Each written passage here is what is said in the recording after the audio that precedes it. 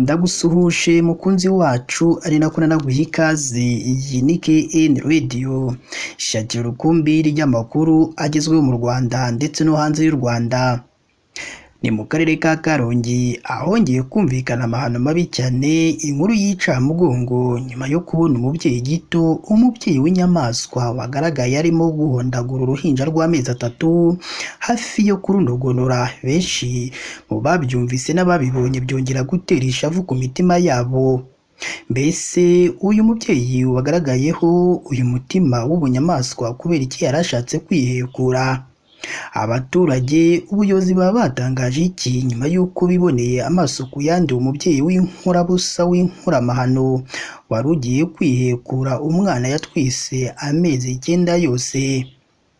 Ibi ndetse n'ibindi bigiye bitandukanye nibyo bikubiye mu makuru twaguteguriye uyu munsi. Icyakora icyo tugusaba ni uko wadutera inkunga uyu munsi maze ukaramusi amakuru yacu, urabona ijambo subscribe cyangwa sabone utukandaho n'akazugira kaza nako ntugasige nako tugakandaho. Icyo gihe uzaba ushimangiye yuko ugiye kujya uwa mbere mu kubona amakuru meza ya KN Radio tugenda tubagezaho umunsi ku wundi.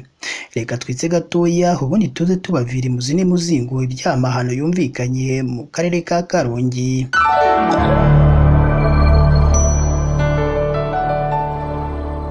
Reka nongere mbaye ikaze bakunzi ba KN Radio, aho tubagezaho amakuru aba arimo aragenda avugirwa mu gihugu cy'u Rwanda ndetse no hanze y'u Rwanda. Abanyarwanda bakunze guca umugani ugira uti uwo mwana wanzwe ni ukura koko. Uyu mugani abanyarwanda bawuciye nyuma y'uko hari igihe umuntu akugirira nabi, akagufata nabi, akagucuraguza, agufata uko abonye, akibagirwa icyo uzaba cyo ku hazaza hawe. Ibi rero nibyo byanabereye mu karere ka Karongi, aho umubyeyi w'inkurabusa w'inkuramahano yafashwe agiye kunogonora umwana wiwe w'uruhinja rw'amezi 3. Ubu bunyamaswa bwagaragaye ku mugore witwa Muhoza Clementina w'imyaka 20 y'amavuko, utuye mu mudugudu wa Kivuruga, akagari ka Nyamiringa, umurenge wa Gitesi mu karere ka Karongi, aho yatawe muri yombi amaze guhondagura uruhinja rw'amezi 3 aruziza ko uwo barubyaranye yamututse ku rwego rwo hejuru. Akaba yahoraga avuga ko afite umugambi wo kuzarwica nyuma yo kuruta mu gihuru mu murenge wa Rwankuba muri Nyakanga 2024, rukahakurwa n'abagenzi bari batambutse hafi y'aho yari yarushugunye. Amakuru twahawe n'umuyobozi w'akarere ka Karongi wungirije ushinzwe imibereho myiza y'abaturage, Umuhoza Pasikaziya, avuga ko uwo mukobwa wabanje kujya mu mujyi wa Kigali mu kazi ko mu rugo akahamara igihe kitari gito, yagarutse iwabo umwaka ushize akubitana n'umusore wo mu murenge wa Bwishyura, amutera inda, arangije aramwigarika cyangwa aramwihakana. Uwo mukobwa yabyaye muri Kamena uyu mwaka, hashize ukwezi kumwe gusa aturuka iwabo muri Gitesi, aragenda ata uruhinja mu gihuru mu murenge wa Rwankuba ari ruzima, yigera Nyoni nyinshi, agaruka mu murenge wa Gitesi nk'utarabyaye. Abagenzi bahanyuze bumva uruhinja rurira mu gihuru, baragenda barukuramo. Ubwo uyu muyobozi yari arimo araganira n'itangazamakuru, mu magambo ye yagize ati hatangiye iperereza ryo gushakisha uwo mubyeyi gito wabyaye yarangiza agata uruhinja mu gihuru rufite ukwezi kumwe gusa. Amakuru aracicikana, umukobwa bari bazi ko yabyaye ariko ntibamubona n'umwana, arafatwa ashyikirizwa polisi ya sitasiyo ya Kiziba. Yagezeyo yemera ataruhanyije ko ari we wakoze ayo mahano, yemera icyakora ko agiye noneho kurwitaho, ararekurwa, ararusubizwa polisi igira ngo birarangiye.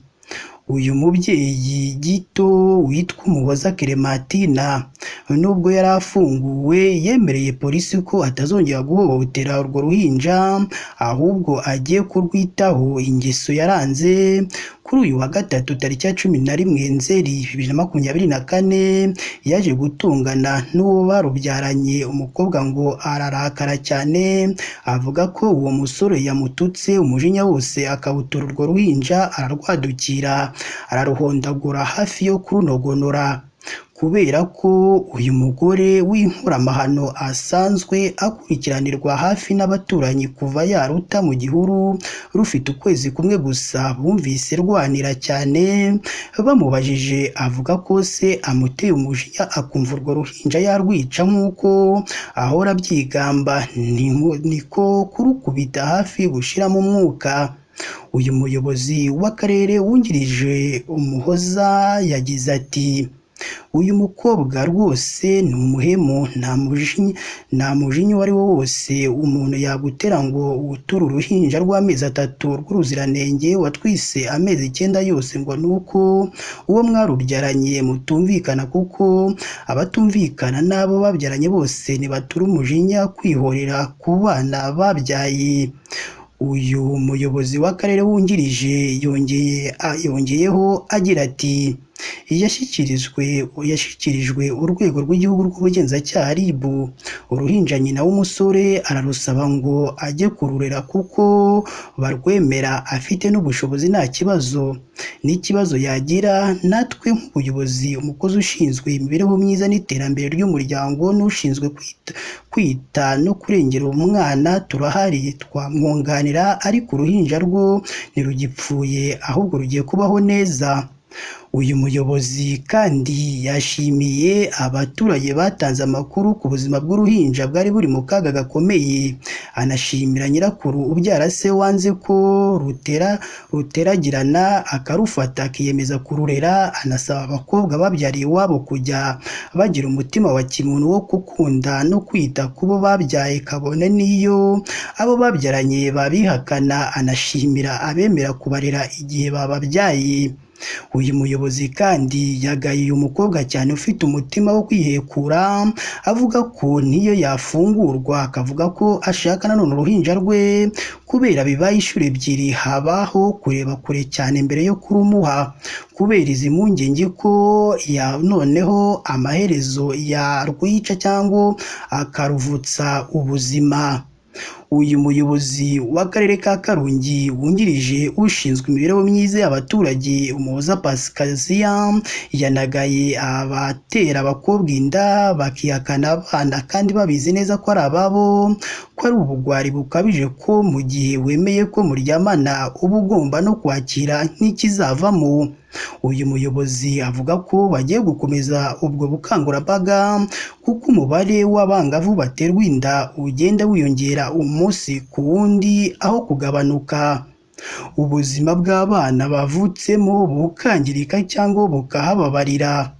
Abakobwa baterwa inda zitateganyijwe bakunze kugaragaraho ubunyamaswa bukabije, dore ko hari n'igihe akoresha imiti agakuramo umwana atwite akamujugunya mu musarani cyangwa mu bihuru kugira ngo abantu ntibabimenye, gusa bikaza kurangira amenyekanye. Iyo afashwe akunze kwisobanura ko impamvu abikora ari uko ababa barabateye inda aribo ntandaro ya byose, ngo kuko hari igihe bageraho bakabihakana, nyamugore nawe agahita afata umwanzuro wo kwihekura. Ni naha natwe dusoreje amakuru yacu uyu munsi. Icyakora niba ari ubwa mbere dusuye, ndakwinginze mukunzi wacu, jya munsi y'iyi nkuru urabona ijambo subscribe cyangwa sabone, utukandaho n'akazugira kaza nako ntugasige nako tugakandaho. Icyo gihe uzaba ushimangiye yuko ugiye kujya uba uwa mbere mu kubona amakuru meza ya KN Radio tugenda tubagezaho umunsi ku wundi. Mugire ibihe byiza kandi Imana yo mu ijuru ikomeze ibane namwe umunsi ku wundi.